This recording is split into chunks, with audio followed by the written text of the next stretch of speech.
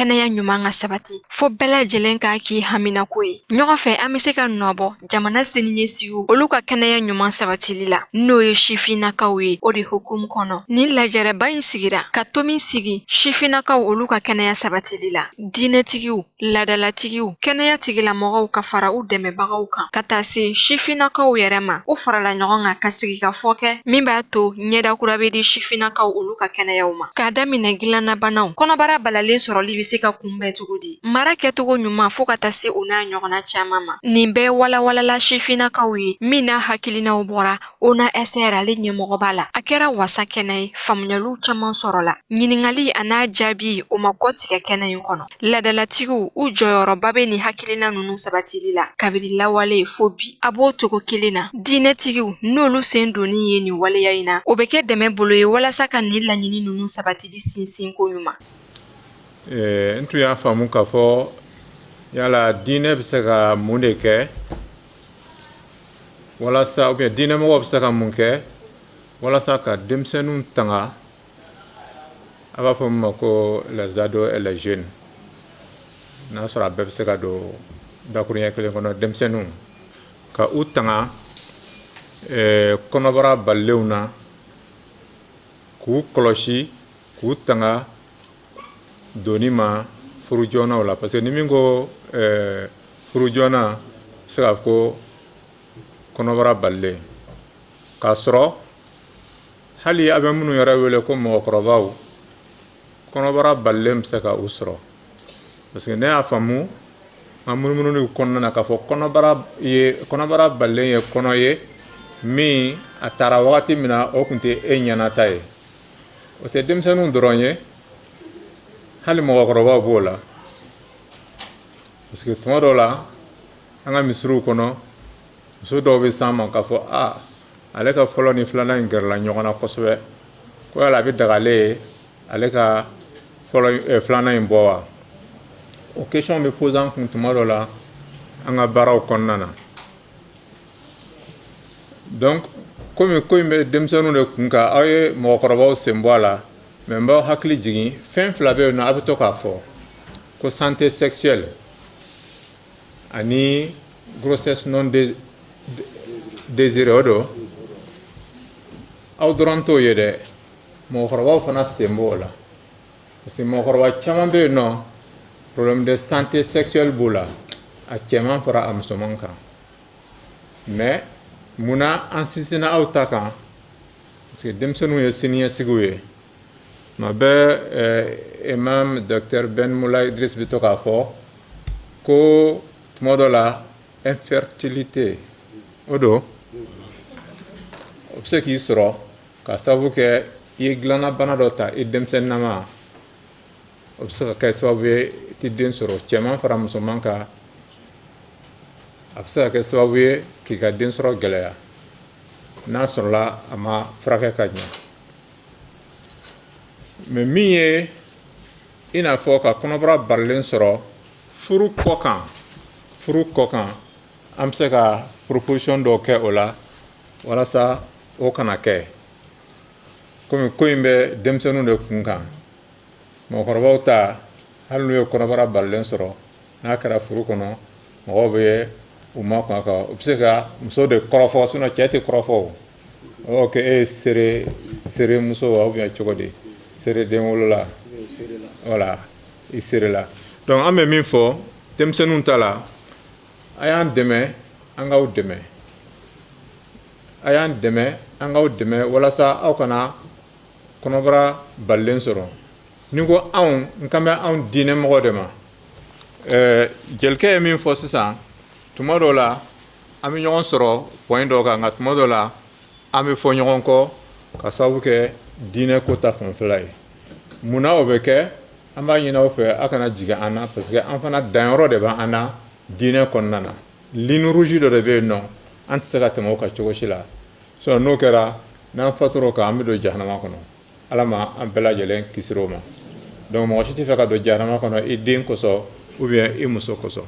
Donc pour que ka aw dɛmɛ kosɛbɛ kosɛbɛ, a bɛ ɲini aw fɛ relation minnu bɛ na ni kɔnɔbara balilen ye a ka yɔrɔ jɛn o la. o tine hakuma ye o ye Allah subhanahu wa ta'ala hakuma kan de wala taqrabu zina innahu kanat fahisha wa sa'a sabila ni bɛɛ b'a dɔn kɔnɔbara bɛ sɔrɔ sira min fɛ n'a kɛra furu kɔnɔ tant mieux n'a ma kɛ furu kɔnɔ a bɛ jate fɛn min ye a bɛ hakɛ to kuma fɔ cogo la o ye jɛnɛya de ye o dɔgɔlen tɛ Ala b'a fɔ kuranɛ kɔnɔ k'an kana gɛrɛ a la de i kana gɛrɛ a la ani n'i y'o lajɛ o pisannen don ka tɛmɛ i kana kɛ la Ala b'a fɔ an fa Adama ni an ba Adama ye a ko wala taqraba hazihi shajarata yiri min filɛ nin ye a kana gɛrɛ a la n'i gɛrɛ a la de peut-être i bolo b'a den sɔrɔ o kɔrɔ den tɛ dun o pour que i kana den dun yiriden dun kana gɛrɛ a la o bɛ cogo min na pour que kɔnɔbara barilen kana sɔrɔ waleya minnu b'a to i bɛ kɔnɔbara barilen sɔrɔ kana gɛrɛ o waleya ninnu na o kun ye walasa ka sira datugu aw bɛɛ lajɛlen ye kuma in ɲɛsinnen bɛ denmisɛnninw de ma ni n ko denmisɛnninw a cɛman a n'a musoman bɛɛ lajɛlen de ko don munna an bɛ kɔnɔbara barilen an b'a fɛɛrɛ bɛɛ kɛ walasa k'a bali parce que adamaden Ala ka danfɛn sakirilen de don adamaden sakirilen don ka tɛmɛ mɛlɛkɛw kan mɛlɛkɛw ye Ala ka danfɛnw ye minnu olu dilanlen don cogoya min na u tɛ se ka jurumuko kɛ munna adamaden Ala y'a kɛ danfɛn sakirilen ye parce que Ala b'a latigɛ k'a bɛ jurumu kɛ ka tila ka yafa ɲini Ala fɛ wa Ala bɛ yafa a ma donc munna an b'a fɔ ko adamaden sakirilen don parce que Ala yɛrɛ de y'a fɔ kuranɛ kɔnɔ walaqad karamna bani adam k'ale adamaden bonya non seulement a y'a bonya ka tila k'a fisaya n'a ka danfɛn caman ye a sakirilen don fɛn 5 o bɛ adamaden kun kan adamaden ni Ala y'o tanga k'a bila cercle kɔnɔ tɔɔrɔ fosi tɛ s'a ma adamaden ka diinɛ Ala y'o tanga k'a bila cercle kɔnɔ tɔɔrɔ fosi man ka s'a ma adamaden hakili o y'a sabanan ye Ala y'o bila cercle kɔnɔ k'a tanga tɔɔrɔ fosi man ka s'a ma ni gulɔ ye walima drogue ye walima ka endoctriner ka bɔ a cogoya la a naaninan o ye adamaden ni yɛrɛ ye a ni man ka bɔ a man ka faga a man ka torturer a 5nan o ye adamaden ka danbe ye walima a ka nafolo bon n'o kɛra adamaden min bɛ sɔrɔ o kan ka sɔrɔ yɔrɔ saniyalen de la o kan ka sɔrɔ sira ɲuman de kan ni kuma in bɛ faamu o kɔrɔ ko grossesse non désirée kɔnɔbara balilen ou bien kɔnɔbara min man di ye hakilaw de y'a fɔ cogo ye o kɔnɔbara min man di ye donc den min bɛ bɔ o kɔnɔ adamaden tangana ni furu ye a tangana ni furu ye danbe dira a ma ni furu ye i kɛra jara ye ni furu de ye i kɛra tarawele ye ni furu de ye i kɛra kulubali ye ni furu de ye ainsi de suite donc mais i bɛ se ka k'o ye o mais cɛ y'a fɔ sisan mɔgɔ si tɛ fɛ a ɲɔgɔnna ka ye i ka du kɔnɔ a b'i ka danbe de tiɲɛ den min filɛ nin ye a fa ta tɛ o silamɛya la a fa ta tɛ hali n'a tilala ka ba in furu kɔfɛ den tɛ fa in tiɲɛ ta sabula a ma sɔrɔ furu kɔnɔ excusez-moi n'a sɔrɔla a bɛ ka diga o la mais a ka kan n k'a fɔ aw ye a kana se ko in ma quoi donc ni min sera furu ye je dis bien ni min sera furu ye o ka furu en même temps masaw ka furu fɛɛrɛw nɔgɔya n'o kɛra o bɛ an kisi kɔnɔbara balilenw ma parce que ni furu kɛra ka ban alhamdulillah n'a y'a dɔn ko nin cɛ in ni cɛmisɛnnin ni nin musomisɛnnin ka di ɲɔgɔn ye a y'o furu ɲɔgɔn ma alakira de y'a fɔ kisi n'a b'a ko ni mɔgɔ dɔ nana aw ma aw jɛnnen don n'a jogo ye a ye furu k'a ma o ye cɛman ye cɛman dɔ nana i denmuso nɔfɛ i yɛrɛ y'a dɔn ko jogo ɲuman b'a la furu sira ma kana furu nafolo gɛlɛya a ye furu musakaw nɔgɔya walasa furu ka se ka kɛ an ka kisi kɔnɔbara balilen sɔrɔli ma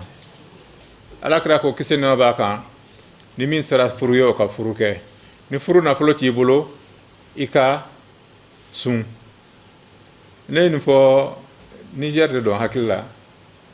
sali kun falen don cɛmisɛnninw ni musomanninw na u yɛlɛla de quoi o ko ni cɛkɔrɔba in kunkolo tɛ o an ka sun n'a ye sun tigɛra o yɛrɛ de énergie ka bon ka tɛmɛ an sunbali kan bon nin ye ne ka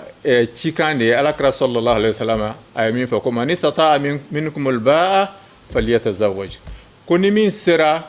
furu ye o ka furu kɛ na furu musaka t'i bolo sun k'o bɛ dɔ bɔ nege la donc gɛrɛɲɔgɔnna de bɛna ni murula-sɔgɔli ye cɛmisɛnninw a ye sabali a kana musomaninw nɛgɛn k'u endoctriner k'aw den ka don n'u ye sow kɔnɔ k'aw den ka don n'u ye ka isoler n'u ye a bɛ f'o ma ko alkhulwa silamɛya y'o bali muso kelen ani cɛ kelen furu bɛ se ka tɛmɛ minnu ni ɲɔgɔn cɛ hali denmisɛnninw yɛrɛ tɛ hali mɔgɔkɔrɔbaw tant que furu bɛ se ka tɛmɛ aw ni ɲɔgɔn cɛ a bɛ se ka ɲɔgɔn furu silamɛya y'o bali a ka isolement kɛ ni ɲɔgɔn ye donc an pɛrɛlen don inshallah k'aw dɛmɛ nin ko ninnu na walasa ka aw kisi parce que n'aw kisira o ye an bɛɛ lajɛlen danbe de kisilen ye y'a ye an ka du ti nɔgɔ an ka danbe ti nɔgɔ an ka village danbe ti nɔgɔ an ka quartier danbe ti nɔgɔ donc an bɛɛ ka kɛ an kungo ye nin fɛn minnu filɛ nin ye dama dama de ye nin ye n ye min fɔ a tɔ caman bɛ yen nɔ donc an k'an bolo sɔgɔ ninnu na n'an y'an bolo sɔgɔ ninnu na a tɔ ninnu bɛɛ lajɛlen bɛ nɔgɔya an bolo ala k'an bɛɛ sababa ma. Den ka mara sirilen don a mansaw la kɛrɛnkɛrɛnnenya la a masa cɛman ka fara o kan jamana sen bɛ don a ka mara kɛko ɲuman na sigida la a bɛ mara min sɔrɔ nin bɛɛ de faralen ɲɔgɔn kan o bɛ ba don a ka mara kɛko ɲuman. société y'a bila kun na k'a fɔ ko bamuso de kan ka i janto denmuso la ka fa to yen nɔ kɔrɔ ko fa bolila ka responsabilité partie dɔ ɲɛ n'o ye éducation globale ye pour la famille. parce que n ye min fɔ sisan pour que famille danbe kana tiɲɛ fa de ye kɔlɔsilikɛla fɔlɔfɔlɔ ye ba b'a dɛmɛ de o la i bɛ alakira ka kumakan dɔ ta kullukum ra'in wa kullukum mas'ulun an ra'iyatihi ka aw bɛɛ bɛ komi bagangɛnna de wa bagangɛnna kelen-kelenna bɛɛ lajɛlen bɛ ɲininka a ka bagan kungo la c'est pas parce que i ka misi gɛrɛnin farala ka taa dɔ ka foro la ko misi nin ye misi dennin ye ko i tɛ ɲininka o responsabilité la forotigi bɛ se ka misi minɛ ka siri forotigi bɛ se ka e yɛrɛ interpeller lahara o ko nin kosɔn n'o ye Alahu subhanahu wa taala ye donc a ti bɛn cogo si la k'a fɔ ko den ka lamɔ cɛman fara musoman kan ko a bɛ tila masa cɛman ni masa musoman ni ɲɔgɔn cɛ responsable fɔlɔ du responsable fɔlɔ o ye cɛ de ye donc cɛ kan ka i sen don a la bon den lamɔ la den masa fila dɔrɔn ta ti den ye u ka jɔyɔrɔ bɛ yen nɔ kosɛbɛ mais bɔlɔn fana ka jɔyɔrɔ bɛ yen ala ye jamana kalifa minnu ma olu ka jɔyɔrɔ bɛ yen a diinɛma yɔrɔ fana diinɛmɔgɔw jɔyɔrɔ bɛ yen nɔ mais fo a k'a faamu k'a fɔ ko an ka jamana in kɔnɔ na Mali kɔnɔ yan nɔ laada ye san sɔrɔ diinɛ kan diinɛ nana laada sɔrɔ yen nɔ fɛn dɔw bɛ yen nɔ a ma se k'olu jigin cogo si la surtout an filɛ nin ye kuma min na nin ye jelikɛ y'a fɔ sisan k'a fɔ ko peut-être wagati kunkurunin dɔrɔn de kɔnɔna na ni denmisɛnninw sigira nɛgɛkɔrɔ u bɛ zɛmɛ bolo tuma min na ou bien u bɛ musokɔrɔba bolo tuma min na o mɛnenba ye dɔgɔkun kelen dɔgɔkun fila u bɛ kɛnɛya u bɛ bɔ u bɛ taa mais aw hakili la k'a fɔ ko adamadenya notion bɛɛ lajɛlen bɛ se ka sɔrɔ o wagati kunkurunin kɔnɔ wa a ti sɔrɔ o dama damaw de bɛ di ne hakili b'a la an denmisɛnnama ne dɔgɔmuso min dalen bɛ ne kan ne n'o de tun ka di kosɛbɛ tuma bɛɛ an ba b'a paron k'a fɔ ko a bɛ ka tafe siri a ka hakɛ to a bara jukɔrɔ ko tafe tɛ siri bara jukɔrɔ don dɔ la ne tɔɔrɔla a y'a lakasi parce que ale fana bɛ ɲina ne ko ne ba munna tafe tɛ siri bara jukɔrɔ a ko o tɛ cɛ ka ko ye ti cɛ ka ko ye mais don dɔ la n y'a ye a bɛ k'a fɔ a ɲɛna n'i tora ka tafe siri bara jukɔrɔ n'i ka bange wagati sera i ka bange bɛ gɛlɛya bon est ce que aw bɛ da o la aw minnu ye pantalon donnaw ni jupon donnaw ye est ce que o kɔlɔlɔ nin b'aw bon o notion kelen de bɛ di musomaninw ma dɔgɔkun fila kɔnɔna na mais an filɛ nin ye santé de la reproduction min kan an bɛ san joli kɛ ka nin ɲɛfɔ c'est trop dɔgɔtɔrɔw b'a fɔ u bɛ san caman de k'a kalan na donc mais u bɛ na ta kɔlɔlɔ b'a la fila bɛ ne bolo sisan denyɛrɛnin fila u fila bɛɛ baw fatura dɔgɔkun kelen kɔfɛ Kati u fila bɛɛ bɛ Kati an kɔrɔmuso fatura a faratura ka a buramuso kɔnɔma to buramuso jiginna u ye den tɔgɔ d'a la den kɛra muso u y'a tɔgɔ d'a la dɔgɔkun kelen kɔfɛ ba y'i kɔ don a la report secrétaire général a dɔgɔkɛ muso jiginna dɔgɔkun kelen kɔfɛ a y'i kɔ don denbilennin na est-ce que olu nation ninnu bɛ di a b'a fɔ cogo min na musomanin minnu bɛ kalifa musokɔrɔba la dɔgɔkun fila kɔnɔna na u sigilen kɔ nɛgɛkɔrɔ est-ce que o kuma ninnu bɛ f'u ye est-ce que nɛgɛkɔrɔsigi in yɛrɛ kan ka kɛ wa donc u t'o dɔn cɛmisɛnninw fana b'o cogoya la n'u taara ni furu kɛra dɔrɔn u bɛ musow walo u b'u gosi u ɲɛw bɛ kari u bolow bɛ kari est-ce que dɔgɔkun fila o notion bɛ se ka d'u ma k'a fɔ ko violence man ka kɛ furu kɔnɔna na donc bɛɛ kan k'i jɔyɔrɔ kɛ mais a k'a dɔn fana k'a fɔ n ye min fɔ an diinɛmɔgɔw affronter don ni problème dɔ ye an b'a fɔ dɛ i n'a fɔ a y'a fɔ sisan cogo min na ale image tun bɛ ka bɔ nɛgɛkɔrɔsigi kɛlɛli kɔrɔ a nana laban k'a fɔ ko k'ale image bɔ a la parce que courage ko b'an jɛ dɔɔni hali an diinɛmɔgɔw ala ta ye min ye tuma dɔ la courage b'an jɛ an bɛ dɛsɛ k'o fɔ mais a bɛ sɔrɔ mun fɛ i lamɔnna milieu min na i lamɔnna culture min kɔnɔ n'i kɛra alimami ye i n'o culture de bɛ don alimamiya kɔnɔ donc bɛɛ de kan k'i sen don denw ka lamɔli la a man ka fɔ ko musomaninw filɛ nin ye ko olu ka lamɔ bɛ confier ba la ka fa to yen nɔ fa b'i bolo jigin o man ka kɛ bon o min filɛ nin ye o ye laada de ye diinɛ tɛ sɔn a ma an ka bi diɲɛ laban kodɔn tɛ sɔn a ma donc o de y'a kɛ n tun y'a ɲini k'a fɔ faw caman ka kɛ yan nɔ bi baw caman ka kɛ yan nɔ bi parce que ne ka kuma bɛ sɔn ka adresser olu de la kosɛbɛ kosɛbɛ walasa bɛɛ ka i jɔyɔrɔ ta n'i ma i jɔyɔrɔ ta lahara ala bɛ taa i ɲininka a la ɲɔ kalifala i la malo kalifala i la e bɔtɔ i b'i ka magasin da sɔgɔ mais i b'i denmuso fililen to a ba bolo ba min yɛrɛ tuma dɔ la o fana bɛ taa baarayɔrɔ la i n'a fɔ e cogoya ka muso dɔ don furu la musomanin don furu la k'a sɔrɔ a farikolo tɛ se a kɔrɔ a hakili tɛ se a responsabilité kɔrɔ parce que furu ye responsabilité de ye a hakili tɛ se responsabilité kɔrɔ a farikolo tɛ se a kɛnɛya kɔrɔ donc silamɛya bɛ sira da o ɲɛ cogo bɛɛ lajɛlen kan ala ka faamuya ɲuman d'a ma ne y'a fɔ aw ɲɛna n ko anw diinɛ ɲɛmɔgɔw ou bien diinɛmɔgɔw minnu da bɛ nin ko in na dan de bɛ an fana na ligne rouge dɔ bɛ yen nɔ an tɛ se ka tɛmɛ o kan a mana taa ka segin an bɛ ala ta de fɔ aw ye an bɛ kira ta de fɔ aw ye n ye misaliya ta an fa adama ni an ba hawa kan ala y'a u da k'u bila alijinɛ kɔnɔ damu bɛɛ bɛ yen nɔ mais a k'u ma aw kana gɛrɛ nin yiri in na jango k'a den dun aw kana gɛrɛ yiri in na jango k'a den dun a y'o kuma kelen ɲɔgɔnna fɔ cɛnimusoya fana na a kumakan in ka kan denmisɛnnin ye cogo min na a ka kan mɔgɔkɔrɔba ye o cogo la a dagalen tɛ mɔgɔ si ye cɛnimusoya ka tɛmɛ en dehors du mariage n'i bɔra sisan yanni i ka se i ka so peut-être i bɛna panu dɔw ye siraba kan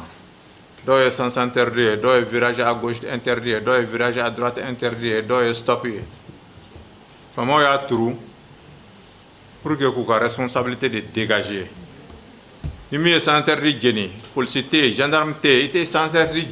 jeni i ye accident kɛ i sen karila i y'i yɛrɛ ka responsable ye donc du moment que an ye nin kuma in fɔ ka ban an yɛrɛ dun bɛ réalité dɔn an bɛ réalité dɔn k'a fɔ denmisɛnninw ala kira ye min fɔ ko ni min sera furu ye o ka furu kɛ ni furu musaka t'i bolo i ka sun i k'i ɲɛ datugu o kɔrɔ k'i k'i ɲɛ biri i ka n'i ka fɛn fɛn bɛ se ka na ni sababu ye ka jɛnɛya la nati a bɛ o bɛɛ lajɛlen bali denmisɛnnin kan ani mɔgɔkɔrɔba kan a bɛ taa baara min kɛ o ye aw ka responsabilité ye a kan ka min kɛ ka aw ka kungo min b'aw da la k'o bɔ yen nɔ o kɔfɛ ni min ma se ka aw lamɛn f'o taara ko wɛrɛ kɛ ni min y'a sɔrɔ bana la ni min y'a sɔrɔ kɔnɔbara la o ye o kungo de ye o bolo yen nɔ sabula demsen do della kana fo alakira sallallahu alaihi wasallam ka ha to alaka jene yake nana permission yini alakira fe aka le permettre aka jene yake sahaba do dimina ma kuntiga atanga nike akoko ay de yini nga ebi son hake ikrom so lawa ebi son haki balawa ebi son haki tenam so lawa akoko ay donc aka sensibilisation konnana ne fa ako faraka na yo faraka parce que mbado ani chemsenu ni musomanu ne be nyonfa aka chala fe chemsenu ne be musomanu nege en tout cas anno o aya statistique ba sur chemsenu ne be musomanu nege bon no kera musomanu ka se ka u yere mine tumodola abi gelea ne a fo kunu demsenu frenti gara aka hageto kuma fo chogola utseka uira contrôler tuguni ay sun fo demsen do ko nule sun tiga ko énergie fanga de be bunya ulu kan kosebe sun tiga len ko fe o maintenant mo beke hanne ne de ba fo ndenye ba fo nima nyako préservatif don nima nyako atim fere wallahi atim fe membika fo misali adide la alhamdulillah o fana ala ka demendo de ni ma nyako muna parce que mbenden fe nti fe aka konobara soro mimina anga du nogo anga dambe nogo nti fe ndinga banakiseta mimina jouer aka nyanama ya bela jelenka tagale nyefe donc mba fa na ala ko ki remine ni desara ki remine ni ma nyako even ke donc atsaka tema okuma nunga mais hadisa min fois ça ayo fara aka les éléments de sensibilisation voilà parce que si ça il voulait qu'il me sofru il sait ka sankelen san flake ma musofru ta soro sabula e ba do ka fako mo chama temana ni sra fait mo chama bolla ni sra de inka il veut décourager il veut tourner donc il va nyine finalement ta soro ayo fara ko sensibilisation ka mo na klongari la ati furu na yifuru bunyata furu kono walma afruti laban kɛnɛyaso matarafali gɛlɛya Babylon juratɔw kan ka sababu kɛ u be kunbɛn cogo minnu na kɛnɛyasow la o be caaman siran ka wuli ka t'u ka kɛnɛya kunkan ko kumaw fɔ dɔgɔtɔrɔsow la ni nin gɛlɛya nunu ye a ka kan kunbɛcogo ka sɔrɔ a la k'a ɲɛfɔ d'abord an y'an tɛgɛ nɔ bila n'o ye faso mali a y'a tɛgɛ nɔ bila gafe minnu na jasa lujuratɔw ka hakɛ ka se ka bonya o gafe ninnu ka se ka lawaleya parce que n'i y'a fɔ convention relative aux droits des personnes handicapées o be kuma hakɛ bɛɛ lajɛlen kan mun bɛ lujuratɔ kɛnɛya sira fɛ kalanko sira fɛ accessibilité sira fɛ an y'an da se a ma gɛlɛya minnu b'a to maa lujuratɔw tɛ taa dɔgɔtɔrɔso la donc an bɛ plaidoyer de kɛ auprès de l'état auprès des partenaires pour que o gɛlɛya minnu bɛ yen n'o o dɔw ju bɛ dɔgɔtɔrɔso la o gɛlɛya ninnu ka se ka wuli nka nin fana n'a sɔrɔ o gɛlɛya dɔw ju ye bɛ maa lujuratɔw yɛrɛ de ka faamuyalibaliya la an bɛ wuli an bɛ kunnafoniya caman di que ça soit sur les radios que ça soit sur les réseaux que ça soit à travers les causeries qu'on organise dans les associations k'u la faamuya k'a fɔ kɛnɛya hadamaden ka kɛnɛya bɛ i yɛrɛ kun de bolo fɔlɔ parce que e de fɔlɔ b'a nafa sɔrɔ donc i kana i ban ka taa dɔgɔtɔrɔso la ko parce que ko dɔgɔtɔrɔ bɛ nin ta ka e sɛgɛrɛ n'i y'o kɛ i kɛra i yɛrɛ ma jugu ye karamɔgɔ dun bɔra k'a fɔ sa ko hadamaden yɛrɛ ka bon ala bolo donc ni e y'o i ban ka taa ko parce que karisa bɛ nin kɛ e la a ko n'a fɔ o bonya mun ni ala y'o d'e ma e y'o bila kɔfɛ donc an bɛ basé sensibilisation de kan ni plaidoyer ka auprès de tout le monde pour que gɛlɛya minnu bɛ olu ka se ka wuli docteur minnu b'o baara kɛ k'u la faamuya k'a fɔ n'i ye mɔgɔ ye i kan ka ka hadamadenya de ye fɔlɔ et non a ka lujura la faamuyali de don parce que a dɔ bɛ dɔ la i bɛ taa sɔrɔ mɔgɔ min yɛrɛ bɛ ka nin baara kɛ ale yɛrɛ t'a dɔn k'a bɛ ka kojugu de kɛ fo ni a turu sera a yɛrɛ ma don min na an dun tɛ ala deli o la donc an bɛ se ka mun kɛ o ye ka sensibilisation de kɛ an bɛ se ka mun fana kɛ texte minnu bɛ yen n'o bɛ o fɛn sugu ninnu kɔn k'a fɔ dɔgɔtɔrɔ minnu y'o baara kɛ u ka sanctionner ka fɛɛrɛ kɛ pour que o sanction ka se ka bin jasa olu ka se ka kɛ misali ye maintenant dɔgɔtɔrɔso minnu adaptelen tɛ personnes handicapées la je pense que an b'o de plaidoyer la hali an ne ka na nin nin panel la n ye n ka baara dɔ de bila ka na parce que an bɛ politique an bɛ ka fɛn wɛrɛ élaborer Kulukoro mais je dis que n bɛ na nin na parce que nin ye lujuratɔw ka hakɛ dɔ fana ye ɲinitɔla ye donc o ye ka sensibilisation de kɛ pour que dɔgɔtɔrɔso minnu bɛ yen n'u adaptelen tɛ u ka se ka adapter je pense que n ka panel fɛn kɔnɔna la n da ser'o ma n ko gɛlɛya minnu bɛ yen o dɔ ye ninnu ye ani mɔgɔw ka accueil donc il faut que an ka hadamaden ka hadamadenya de bila ɲɛfɛ fɔlɔ o non a ka lujura maa o maa n'i ye hadamaden ka hadamadenya bila ɲɛfɛ fɔlɔ i b'i yɛrɛ bonya mɔgɔ min bɛna i ma fana i bɛ o tigi bonya k'u ka hakɛw ta ba la ko maa lujuratɔ ye mɔgɔ de ye mɔgɔ min ni gɛlɛya b'a kan a farikolo sira fɛ a ka hakili sira fɛ a ka yeli sira fɛ mun bɛ mɛn a la c'est à dire mun ni ani a ka hadamadenya bɛ mun tɔ bɛɛ lajɛlen kan a ka b'a ka diɲɛlatigɛ bɛɛ kɛ ni mun ye nka ka d'a kan fana o gɛlɛya ninnu kɔnɔ fɛɛrɛ foyi ma tigɛ société fɛ mun b'a to o gɛlɛya in bɛ se ka yɛlɛma ka kɛ opportunité a ma jasa a kana kɛ den kɛrɛfɛbaga ye jasa a ka se k'i sen don faso baara ni ko waleyali ko ɲuman na bon a bɛ hakɛ to ne ma se a traduit cogo la ka ɲa ok donc an ka centre de santé la d'abord ni lujuratɔw n'a fɔra u kan ka taa gɛlɛya damadɔ b'a la gɛlɛya fɔlɔ an b'o ta fɔlɔ préjugé kan parce que hadamaden ni malheureusement Mali kɔnɔ n'an ye lujurabagatɔ ye an b'a ka lujura dɔ ye an t'a ka hadamadenya ye an t'a dɔn k'a fɔ ko hadamaden de don comme n'a fɔ anw hadamaden minnu ni magow b'a la ni besoin b'a la ni ani ladili ka kan wa ni ani tɔpɔtɔli ka kan mais plutôt an b'a ka lujura dɔ ye k'a fɔ k'a kɛ hinɛtɔko fɛn k'a kɛ dɛnkɛrɛfɛ ye alors que o ko in kɔlɔlɔba de b'a la parce que e mun bɛ k'ale kɛ dɛnkɛrɛfɛ ko ye bi par dɔ bɛ dɔ la n'i y'ale dɛmɛ gɛlɛya min b'ale kan ale k'o ɲɛfɔ e ye ka ɲa a dɔ la i bɛ fɛɛrɛ sɔrɔ sini ma ni maa wɛrɛ kɛra lujuratɔ ye jasa o tigi kana o fɛɛrɛ in bilalen sɔrɔ o kana se ka sɛgɛn donc i bɛ taa sɔrɔ centre de santé ninnu caman bɛ yen d'abord accueil ka gɛlɛn maa lujuratɔw bolo parce que u bɛ kunbɛn cogo min na o b'a to u yɛrɛ bɛ saliya centre de santé in tagali la i bɛ taa sɔrɔ fana centre de santé ninnu a accès c'est à dire accessibilité physique o ka gɛlɛn u ma a dɔ bɛ dɔ la fana parce que lujuraw suguya tɛ kelen ye minnu n'u ka lujura b'u ka kulo la n'u tɛ mɛnni kɛ n'u taara maa minnu bɛ yen n'u bɛ kɛnɛya sira fɛ u ni olu bɛ kunnafoniyaw falen cogo di i bɛ taa sɔrɔ fɛɛrɛ foyi tigɛlen tɛ o la donc o bɛ kɛ sababu ye ni kɔnɔbara balelenw bɛ se k'u sɔrɔ parce que u t'a dɔn u b'u yɛrɛ latanga cogo min na o bɛ kɛ sababu ye hali ni kɔnɔbara b'u la u tɛ consultation foyi tɛ k'u la donc u bɛ to ten a dɔ bɛ na ni kasara ye ala k'an kisi solution caman bɛ se ka sɔrɔ o la n y'a fɔ ko Mali y'a tɛgɛ nɔ bila gafe la n'o ye convention relative aux droits des personnes handicapées mun ni jamana caman diɲɛ kɔnɔ y'a tɛgɛ nɔ bila la n'o o lawaleyara dɔrɔn gɛlɛya ninnu caman fɔra o bɛ bɔ yen nka gɛlɛya hadamaden de bɛ na n'a ye hadamaden de bɛ taa n'a ye il faut que an yɛrɛ ka comportement social la fɔlɔ an kana sɔn ka lujuratɔ kɛ kɛrɛfɛden ye hadamaden lujuratɔ an ka dɔn k'a fɔ ko e ye mɔgɔ ye cogo min ale fana ye mɔgɔ ye ten u ka don an hakili la an ka baara kɛ ni o ye ensuite maa lujuratɔ minnu fana bɛ yen ni olu gɛrisigɛ kɛra lujura u k'a dɔn k'a fɔ k'u ka diɲɛlatigɛ ma ban olu de kan ka kɛ sababu ye ka tɔw lafaamuya u ka gɛlɛyaw kan u kana décourager u ka kɛ u ka développement acteur ye u ka n'o to mɔgɔ t'u bolo kuma fɛn fɛn bɛ f'u ma u k'a minɛ k'a fɔ ko minnu bɛ k'a fɔ a dɔ bɛ dɔ la u t'a dɔn de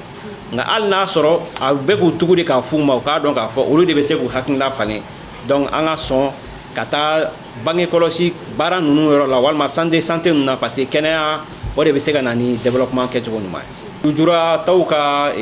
tagali centre de santé la yani k'an da la sɔn n bɛ hakɛ to ɲini a ka dɔn fɔlɔ lujuratɔ yɛrɛ ye mɔgɔ sugu jumɛn ye a ka dɔn mɔgɔ sugu jumɛn de ye n'a bɛ fɔ o ma ko lujuratɔ donc o ko défini na an ka convention relative des droits de personnes handicapées fɛ Nations Unies ka gafeba mun ni a bilala sen kan kabini 2007 ni Mali y'a ratifié en 2008 Mali kɛra jamana 7nan de ye farafinna mun ye convention ratifié o bɛ personnes handicapées défini sifinnakaw u ka kɛnɛya ɲuman tɛ se ka sabati kɛnɛya tigilamɔgɔw kɔ o kama dilannabana sɔrɔcogoyaw ɲɛfɔra a nasira bɛɛ lajɛlen na min faamuyalen kɔfɛ n'a sera ka waleya sifinnakaw fɛ a bɛ ɲɛda kura di u ka kɛnɛya sabatiko ɲuman ma a man kan jamanaden dɔ ka siranya bila dusukun na ka ban ka taa banaw sɛgɛsɛgɛli kɛ kɛnɛyaso la sabula ni sɛgɛsɛgɛli de ye an farikolo bɛ kisi ka bɔ nin banakisɛ ninnu kɔlɔlɔ ma i n'a fɔ misaliya la wolonugu da bon banakisɛ o min ɲɔɲanen don kosɛbɛ ka d'a kan n'i ye muso ta muso 5 o muso 5 i bɛ taa sɔrɔ a bɛ se ka kɛ sababu ye ka muso 4 bɔ ɲɔgɔn minɛ 5 cɛ la sɛgɛsɛgɛliw kɔfɛ n'a ma y'i la a boloci bɛ se ka kɛ npogotigininw na minnu ma don cɛso la fɔlɔ wa n'u si tɛ tɛmɛ sanji 10 ɲɔgɔnna Est-ce que vous le connaissez, le professeur Tekete, le président de la SOMAGO, la Société malienne des gynéco-obstétriques? Si vous ne le connaissez pas, les jeunes, ce qui veut dire que vous n'avez pas connu un grand allié des jeunes. Donc, je m'en vais poser une question au professeur. En tant que président de la SOMAGO, en tant que gynéco, qu'est-ce que vous faites nuit et jour pour accompagner la santé des adolescents et des jeunes au Mali? Je vous remercie. Aga ɲiningali diyara n ye ka da kan an ka kuntilena sabanan jɔsen sabanan o bɛnnen de bɛ ko ka bi musomani sini musokɔrɔba an bɛ mun de kɛ ka bi musomani labɛn a ka kɛ an ka sini musokɔrɔba yɛrɛ yɛrɛ ye k'an ka danbe cogo dɔn k'an ka sariya cogo dɔn nka tila k'i cooko ka bɛn duna tagabolo yɛrɛ fana ma ka da kan n'i tora dabirilen yɛrɛ kan i tɛ duna tagabolo jatemina la i b'i ɲɛ yɛlɛn don min o b'a sɔrɔ i ni duna fansi tɛ ɲɔgɔn fɛ o kɔrɔ i tununa de a ma fɔ i ka fili yɛrɛ ma nka i tɛ se k'i janbɔ duna tagabolo kɔ nin kama anw ka baara fanba dɔ ɲɛsilen don npogotigininw olu la donni ko ɲuman ma an ka sigida la an b'a fɔ ale ma préparer la petite fille à être la mère de demain nka n'an b'a waleya an b'a tɔgɔ da ko pogotigininw ka kɛnɛ et bi sɔgɔmada in na nin ye pogotigininw ka kɛnɛ yɛrɛ yɛrɛ yɛrɛ de cogolen ye an bolo yan o la n ka bi baara bɛ jɛngɛ dɔɔni mɛ a b'a jɛngɛli kun bɔ ka da kan nin tun ye n to n kun kilenna ma ni boli de bɛ don ale kan ni boli de bɛ bɔ n b'a fɔ i bɛ nin kɛ tan nka aw bonya kama a n'aw nafa kama ani ka da kan an ka sini ɲɛsigi ye aw de ye ne bɛ n ka bi programme jɛngɛ ka baro dɔɔni kɛ aw ye yalasa an ka taabolo faamuya o la n'an b'a fɔ ko bi musomani sini musokɔrɔba dala kuma tɛ a y'an ka du jɔlanw de ye aw y'an ka sini ɲɛsigiw de ye n'i ye pogotiginin kɔfɔ i bɛ cɛmani ni kamalennin kɔfɔ aw bɛ taa ɲɔgɔn fɛ nka muso de y'an ka laissez passer ye muso y'an ka carte d'identité de ye du dungare ye muso de ye o la aw jɔyɔrɔ ka bɔ an ka kow la jɔyɔrɔ dun bonya o bɛ na ni kɛnɛya de kofɔli ye a y'aw ka kɛnɛya dɔn a k'a faamuya an ka baro caman bɛ boli fɛn fɔlɔ min kan o ye furancɛ min bɛ yen ni pogotiginin bɛ bɔ pogotigiya la ka don musoya kɔnɔna la an b'a fɔ ko développement pubertaire n'a waatinin sera gɛlɛya bɛ don ka d'a kan ji wɛrɛw de bɛ suuru pogotiginin farikolo la o ji minnu bɛ suuruli min kɛ ka bɔ kunkolo kɔnɔ ka na a b'a ɲɛsin musoya ni kun cogoya ma a b'a ɲɛsin musoya baarakɛlaw ma nka k'a sɔrɔ a farikolo ma se a ka lamɔ sigida la o ma se o ye gɛlɛyaba dɔ de ye nin de kama ani bilasirali de ka kan nin de kama ani lamɔnko ɲuman de ka kan o la ne b'an ka nin kɛnɛ in kɛ i n'a fɔ lamɔn kɛnɛ i n'a fɔ bilasirali kɛnɛ n'an tora ka ninnu waleya siɲɛ caman fili caman bɛ yen olu tɛ kɛ o la ne bɛ mun de fɔ baronin na ni n y'a fɔ ko jiw bɛ suuraw ka fɛn fɔlɔ-fɔlɔ min n'an bɛ siran ɲɛ o ye pogotiginin ka don musoya la k'a sɔrɔ a si ma se nin yɔrɔ an k'an janto a la kɔnɔbara k'o sɔrɔ k'a sɔrɔ an ka sigida la a ma daga kɔnɔbara k'o sɔrɔ k'a sɔrɔ i farikolo ladamunen tɛ k'a makɔnɔ o ye kunkoba dɔ de ye ka d'a kan o bɛ kɛ sababu de ye ka muso kɛlɛ o yiriwa muso minnu n'olu bɛ to muso kɛlɛ la n'o ye muso minnu n'olu bɛ sa kɔnɔmaya jiginni wala jibatoya la ni pogotigini ina fo aw si hakɛ minnu ma se san 20 ma n'aw donna musoya waliya dɔw kɔnɔ k'a sɔrɔ aw si ma se a ka ca Ala fɛ olu ni tanyali ka teli kɔnɔmaya jigini wala jibatoya la ka tɛmɛ muso min si sera san 20 ma a bɛ furu kɔnɔna la a ladonnen don ko ɲuman o la an ka baara fanba dɔ ɲɛsilen bɛ ko o latanga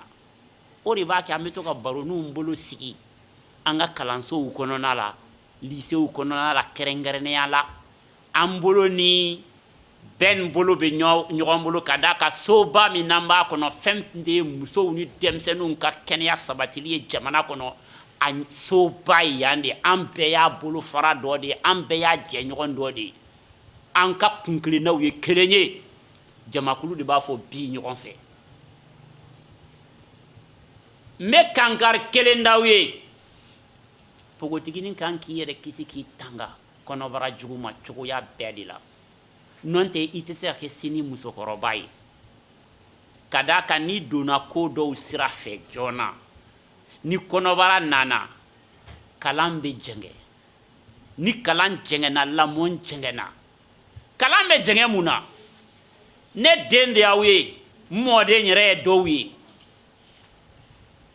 n'i bɛ don ko nasuwa dɔw la ani kalan tɛ taa dɛ ani kalan tɛ taa n'i yɛrɛ ye kɔnɔbara sɔrɔ k'a sɔrɔ i ma furu ka ban a kɛra haramu ye an ka sigida an ka danbe ko dɔ tɛ nin kama walanwalan bɛ kɛ k'a yira a la mɔgɔ bɛ se k'a yɛrɛ kisi o ma cogoya jumɛn na a y'a hakili to o kuma in na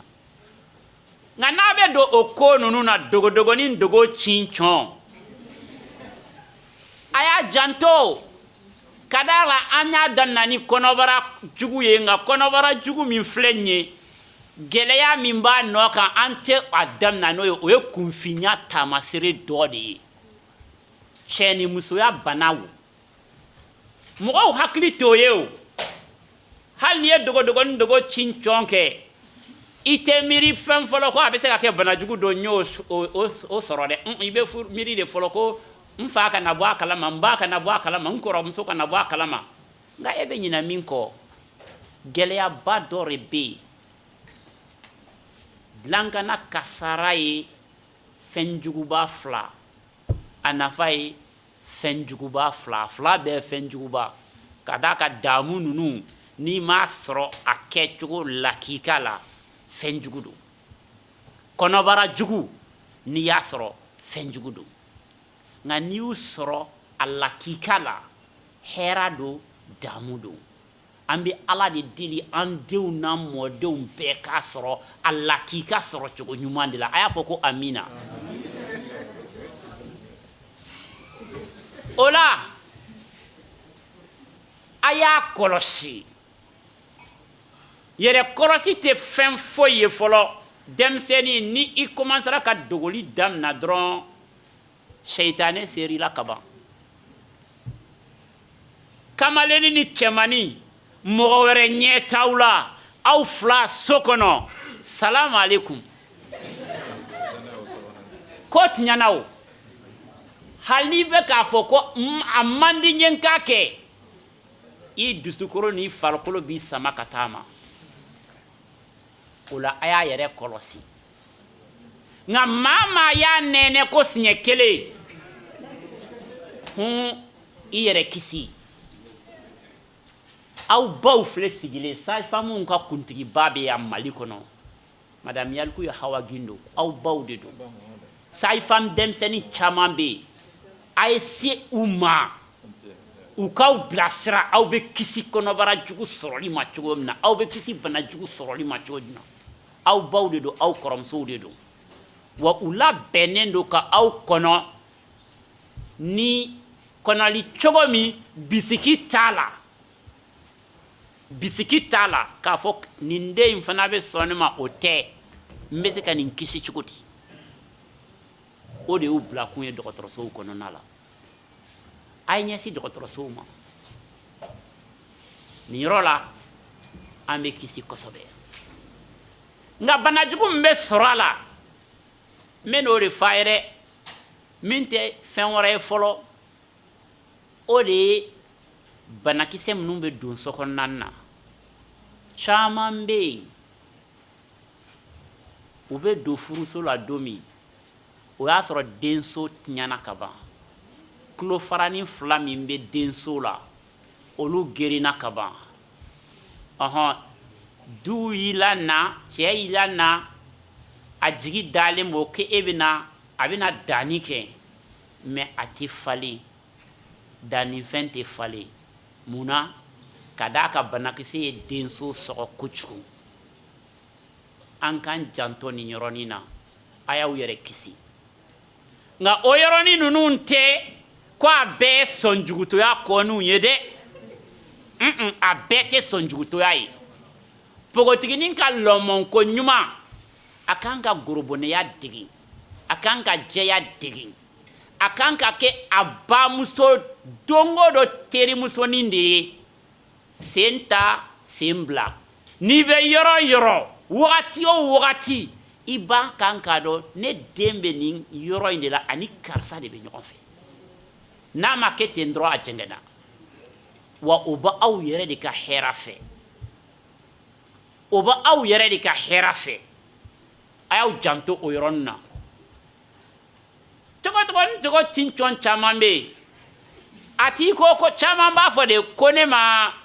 dilankana matarafa ka d'a ka kaledennin ma don kalebaranin kɔnɔna la tiɲɛ tɛ aw b'a fɔ ko dilankana kɛra dɔrɔn kaledennin donna kalebaranin kɔnɔna la o tɛ wa o ye kunfinya taamasere dɔ de ye o la alaw baw tuma dɔ la u bɛ tɛmɛnta sɔrɔ nin na an b'a fɔ mun ma cɛ ni musoya waleya o waleya ni mɔgɔ 2 cɛ ni muso u b'a kɛ ɲɔgɔn farikolo kan n'u bɛ se ka damu sɔrɔ nɛgɛ bɛ wuli damu bɛ ta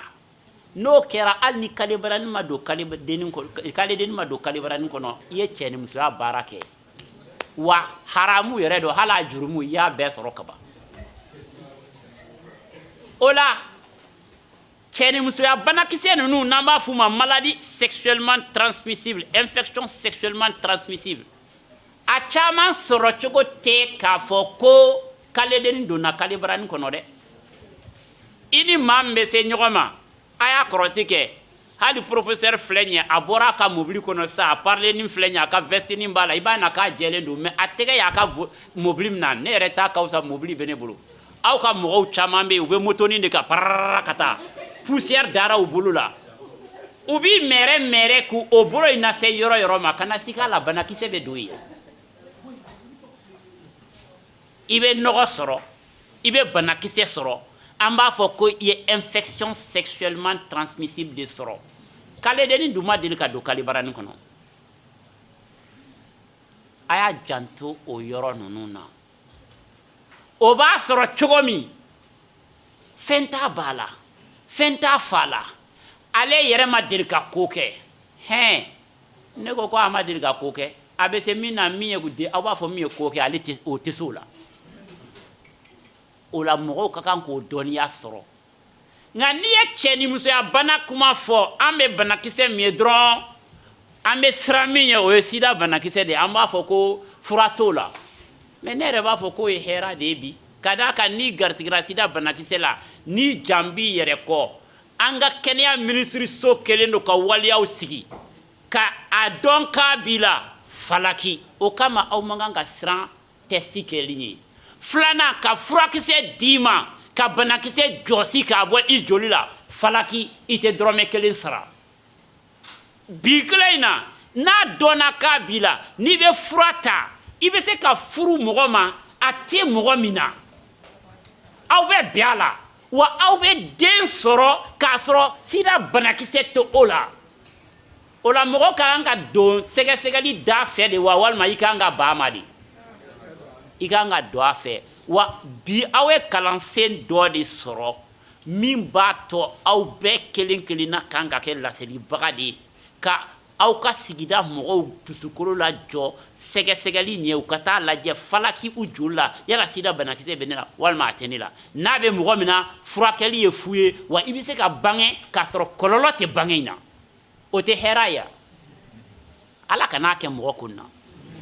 nka n bɛ fɛ ka n da lase yɔrɔ jɔ de ma mɔgɔw t'o de jate minɛ n'an bɛ cɛ ni musoya banaw kisa la banakisɛw ka kisa ni cɛ ni musoya banakisɛ kuru kelen ɲɛri la a nasuya kelen ɲɛri la a kɔrɔ de ko a bɛ se ka kɛ a tɔ nasuya bɛɛ b'i la a kɔrɔ de y'o ye o la biɲɛdimi n'an b'a fɔ a ma ko hépatite bon hépatite de bɛ yɛlɛma ka kɛ cancer du foie ye biɲɛ ka bon o bɛ sɔrɔ cɛ ni musoya la ni jɛɲɔgɔn ni hépatite b'a la n'aw sera ɲɔgɔn ma i fana bɛ garisɛgɛ hépatite banakisɛ la wa o bɛ se ka kɛ kasara ye i ma nin bɛ yɔrɔnin dɔ de fɔ a yɔrɔ fila la i jogo dɔn cɛ ni musoya kasara la kelen mais a b'a fɔ fana k'an bɛɛ k'an denw ni an yɛrɛ n'an musow k'an ka bɛɛ bolo ci hépatite banakisɛ contre la ni dun ye boloci ko kuma fɔ anw bara dɔrɔn salamu aleykum daga wulila sɔngala ma ye u bɛna fɔ ko dɔgɔtɔrɔw ni tubabuw bɛnnen don a la u b'an ka musomaninw bɛɛ bolo ci yalasa u kana se ka den sɔrɔ inna lillahi wa inna ilayhi raji'un an ni karamɔgɔ de bɛ ɲɔgɔn fɔ an b'o de fɔ ka d'a kan dɔgɔtɔrɔ mana kɛ kafiri ye cogo o cogo ne na se ka aw bɛɛ bolo ci ka sigida den bɛɛ muso bɛɛ bolo ci u kana se ka den sɔrɔ ne ka cɛmani ne seko de b'a la ani kun bɛna keleku jɔn na ne de b'o dɔn ani ne y'aw bolo ci k'aw kana den sɔrɔ n'a ni kun keleku la aw la e tɛ se ka den sɔrɔ jɔn y'a bolo ci a yɛrɛ ɲɛ la n na se k'o kɛ an ka faamuyali sɔrɔ kelen donc n ye sida banakisɛ fɔ n ye biɲɛ banakisɛ fɔ o cogoya kelen na cɛ ni musoya banaw la banakisɛ min jati ka tɛ n'a bɛɛ ye n'a ka ca n'a bɛɛ ye o de tɔgɔ ko le virus du papillome humain o banakisɛ in de bɛ wolonugu da bon ni tubabukan na an b'a ko cancer du col o banakisɛ in de b'o lase mɔgɔ ma wa ale de sɔrɔli ka teli ni cɛ ni musoya banakisɛ bɛɛ ye n'i ye musow ta 100 o 100 80 bɛ garisɛgɛ ale la u ka hadamadenya kɔnɔna la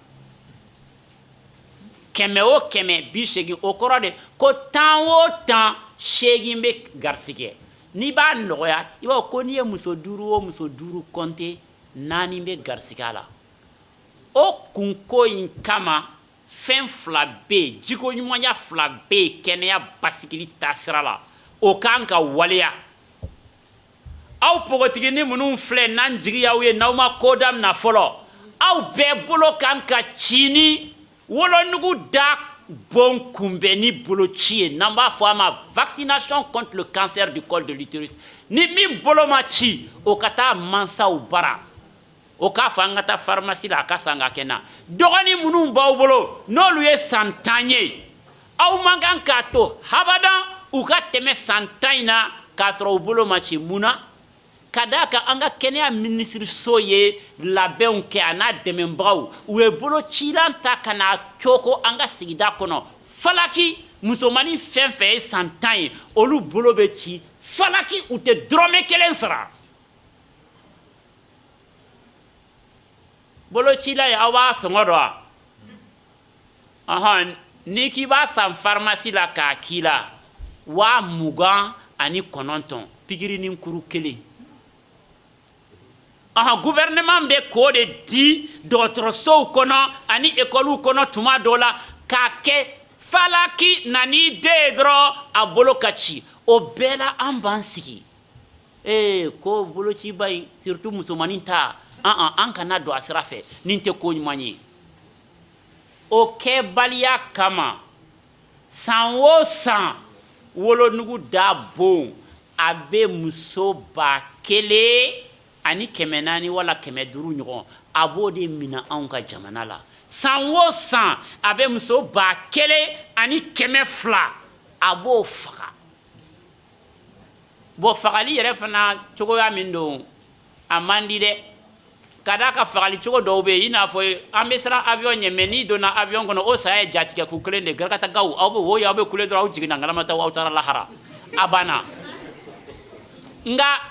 ne bom bi mina n'a b'i faga a t'i faga ten a b'i faga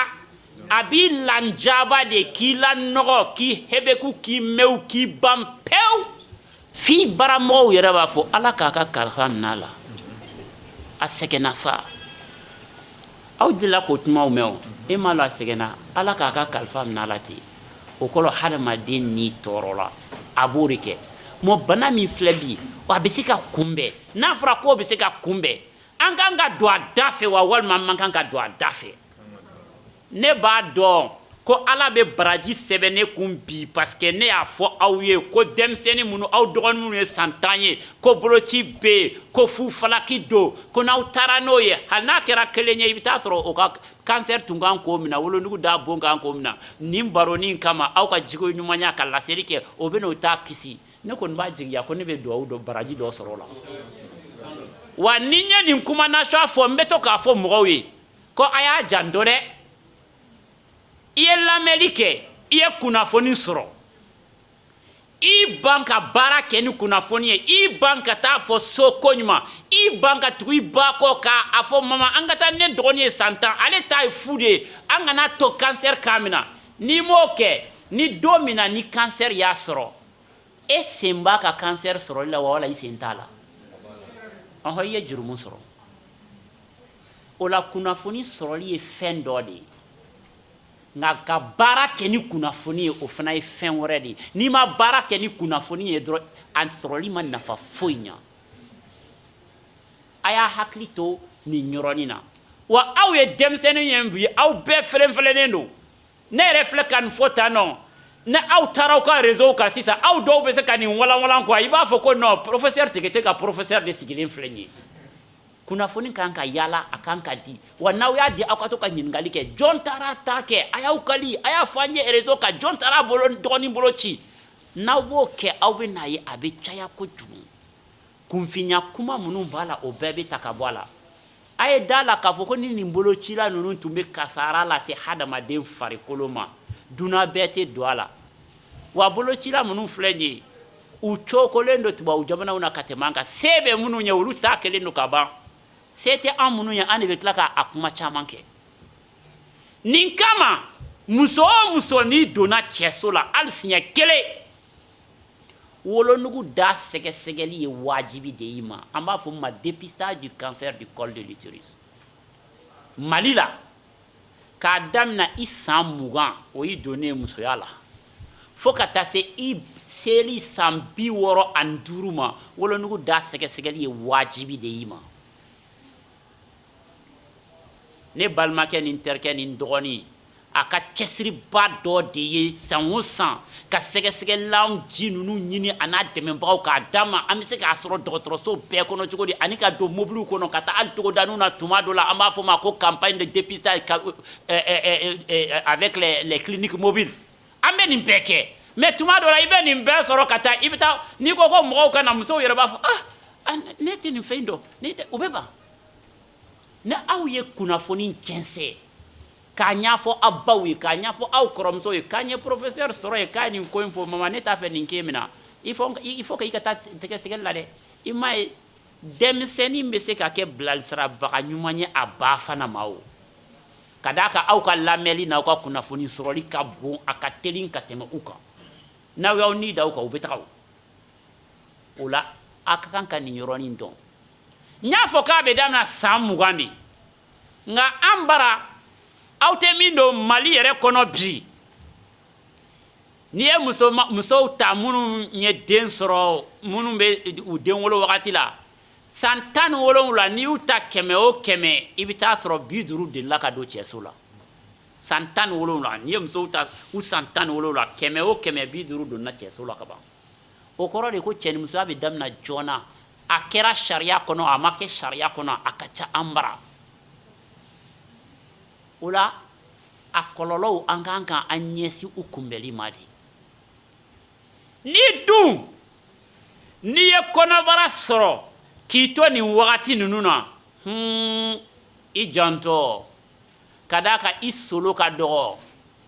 o kama an fɛn fɛn filɛ nin ye togodani b'an bɛɛ bolo togodani dɔgɔtɔrɔsoba tɛ yen a y'a janto aw ka baara dɔ kan ka kɛ aw filamadenni minnu bɛ yen n'olu furula walima u ma furu ni kɔnɔbara b'u la a ye fɛɛrɛ bɛɛ kɛ u ka jiginni ka kɛ dɔgɔtɔrɔso la yɔrɔ min u bɛ matarafa ko ɲuman ka d'a kan ni solo ka dɔgɔ ni tin wulila den tɛ se ka tɛmɛ n'a balanen tora ka lɛri caman kɛ i m'a ye n'i dara i bolo kan ta ka sunɔgɔ ka mɛn tuma dɔ n'i wolola i bɛ taa sɔrɔ i bolo kirinen don f'i t'a dɔn ko i bolo bɛ yen nɔ i bɛ maga maga la ta i t'a dɔn n'i y'o kɛ i farikolo yɔrɔ dɔ magamani na o yɔrɔ bɛ sa de dɛ bolo ka girin de kolow b'a la buw b'a la mais ɲɛgɛnɛ barani ninnu n'i y'olu dɛrɛ kolo kan kosɛbɛ dɔrɔn ka mɛn i n'a fɔ bolo ta bɛ kɛ cogo min o yɔrɔ bɛ toli yɛrɛ yɛrɛ de a bɛ toli a bɛ bin ka bɔ a la o la wo bɛ bɔ ɲɛgɛnɛ barani ni sokɔnɔnani cɛ o den caman bɛ yen i bɛna sɔrɔ den ni tɛ na muso furula k'a sɔrɔ a furutuma ma se jibɔnkan bana y'a minɛ wa an baliku minnu y'a don furu la an tɛ tugu kɔ yɛrɛ tuma caman ka taa n'u ye dɔgɔtɔrɔso la furakɛli la ka d'a kan a ka jan a ka ca a ko ka ca an ma an de dun y'u di furu la ɲininkali gɛlɛn yala an ye maa min di furu la k'a sɔrɔ a ma ɲininka a si ma se ni bana y'a minɛ an bɛ don a jigi kɔrɔ wa wala an tɛ don a jigi kɔrɔ an ma don a jigi kɔrɔ an y'a balikuya kɛ k'a dafa wa ne tɛna o jaabi nka a k'a dɔn ko o bɛ yen aw bɛ se ka an dɛmɛ ka d'a kan aw yɛrɛ ni ɲɔgɔn cɛ aw bɛ kuma kosɛbɛ aw filaladen minnu bɛ wulakɔnɔ dugu la ni u ye kɔnɔbara sɔrɔ u kana jigin dɔgɔtɔrɔsoden na u kana jigin dɔgɔtɔrɔsoden na ka d'a kan a caman kan ka kɛ ni opération de ye n'a ma kɛ ni opération ye jibɔnkanbana b'u minɛ wa o yɔrɔnin na nɛgɛkɔrɔ sigi kasara bɛ dɔ fara o kan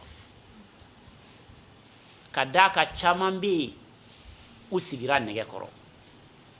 wa dɔw bɛ yen nɛgɛkɔrɔ sigi kama u nɔrɔla nin kunnafoni bɛ yen nɔrɔli b'a tɔ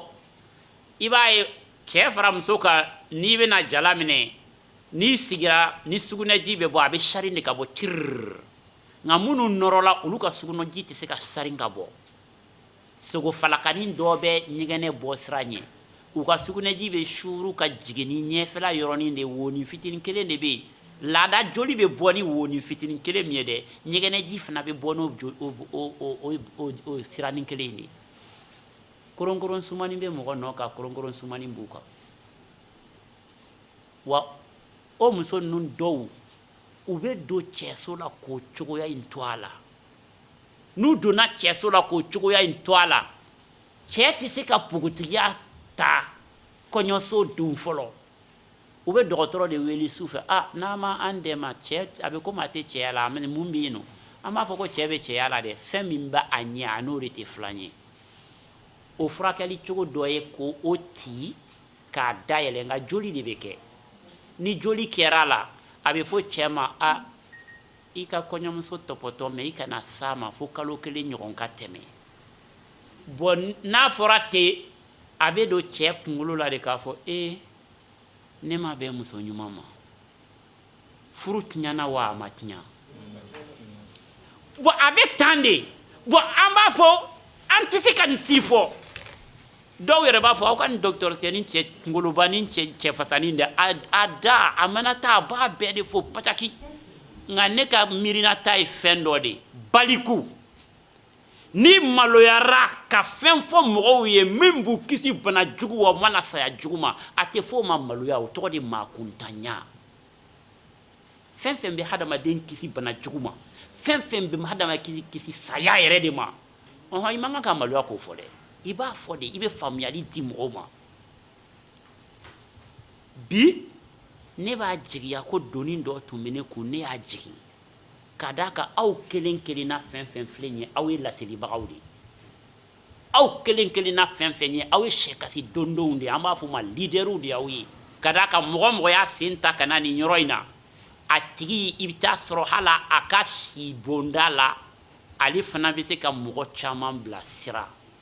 leaderia ye o de ye a kɔrɔ tɛ k'i bɛ fɛn dɔn ka tɛmɛ bɛɛ kan a kɔrɔ tɛ ko se b'i ye ka tɛmɛ bɛɛ kan a kɔrɔ tɛ k'i ka kɔrɔ ni bɛɛ nka e bɛ tɛmɛ sira cogo ɲuman dɔn i b'a yira tɔw la a ye taa nin sira in fɛ nin cogo ka ɲi o tɔgɔ ko leader ɲɛmɔgɔ leader tɛ dɔwɛrɛ ye dɛ ɲɛmɔgɔ ɲɛmɔgɔya ala de b'a di nka jogo ɲumanya b'a cogo i la ala k'o don an bɛɛ garisɛgɛ la n nana n da cogo aw ka baroni na n'a ko ko n ka to a la n bɛ se ka caman d'a kan nka n fɛ n ye n ka tɛmɛli n y'a sara di ala ka an garisɛgɛ an ɲɔgɔn caman na